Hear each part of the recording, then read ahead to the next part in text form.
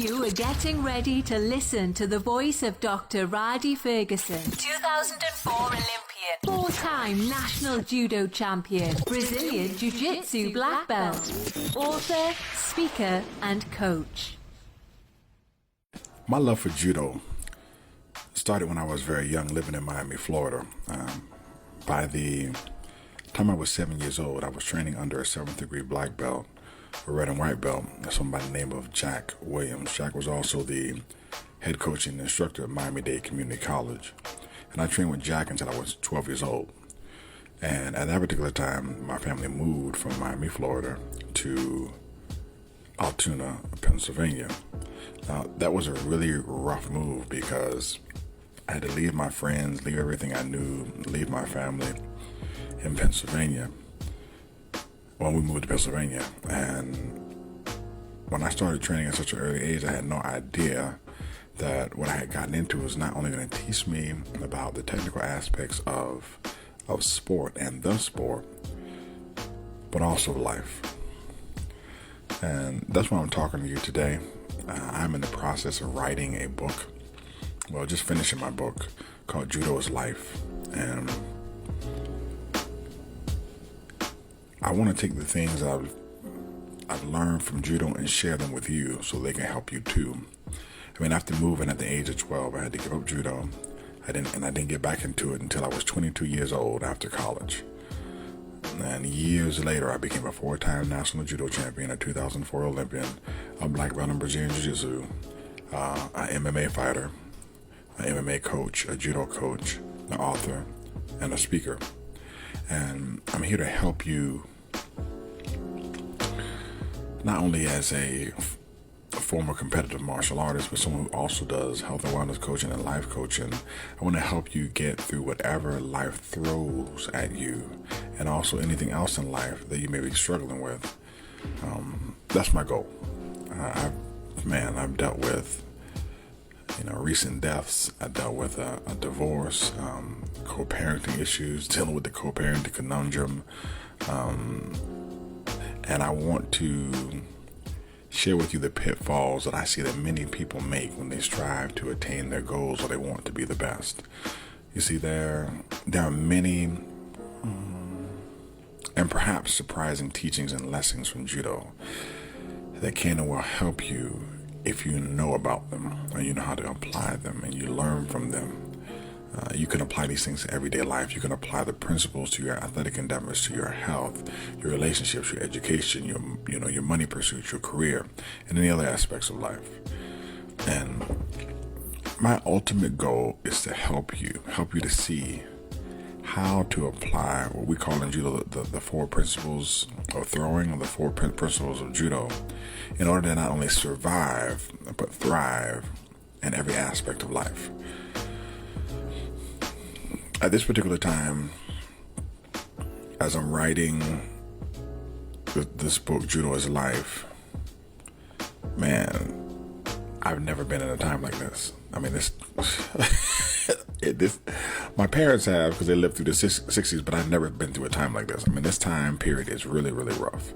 I mean, we have the COVID-19 coronavirus pandemic, which is in full swing, and it doesn't look like there's an end in sight. We have a second round of lockdowns going on in Europe. I mean, my country, the United States, we're in the middle of a tumultuous election period. And the reason why I say that is because we just had our presidential election, but we're not really done because we have the inauguration that still has to be performed, and we're still going through some Senate runoffs for some seats in the Senate.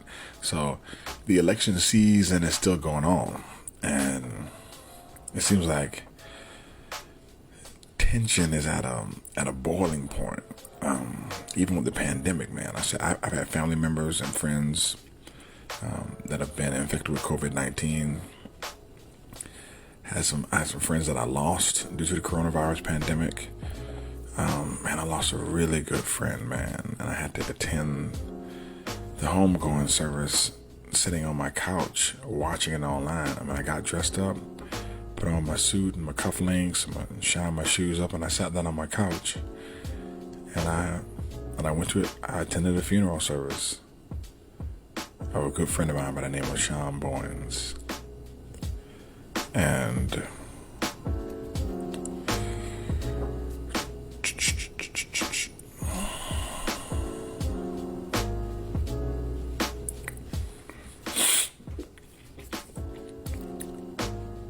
I can gotta hold it together here, Ferguson.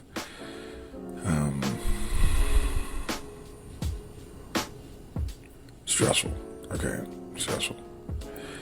And I'm not the only person that has been dealing with this amount of stress and strain on my personal business and my personal finances. And I think the result is that both our mental and our physical health, man, they've been challenged in this period. I mean, even the healthy are being quarantined.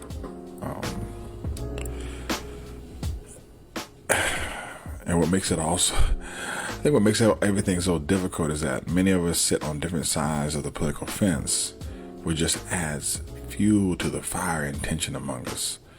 I mean, some family members aren't even getting along, they're not speaking anymore. The stress of being forced to stay home in some places has really taken a toll on this whole world, and some people can't even do some of the things that they love. They cannot go to the gym, they can't do judo. Some people are caretakers for older individuals or parents, and they cannot expose themselves. They don't get out and get any social interaction at work. I mean, things are just very different. And in judo terms, life has implemented some kazushi and has put us off balance. Kazushi in judo is when you create some off balancing. And that's what life is doing to us right now. And in order to stay upright and not fall down, we must get our footing back. We must come back into balance. We have to regain our footing. And this is where the concept of the 4 parts of a judo throw come into play. And those 4 parts are kumikata, kazushi, sakuri, and kake. It's kumikata, kazushi, sakuri, and kake. You spell kumikata Kumikata. Kazushi is spelled Kuzishi. Sakuri is spelled Tsukuri. And kake is spelled Kake. Another term that I'll bring up is a term called ippon. And ippon is when you execute something perfect. You execute a judo throw perfectly in order to get 1 point or to score ippon in a judo match. And living life as if you're going for the ippon is something that I cover in my book, Judo is a Life, along with the 4 parts of the judo throw.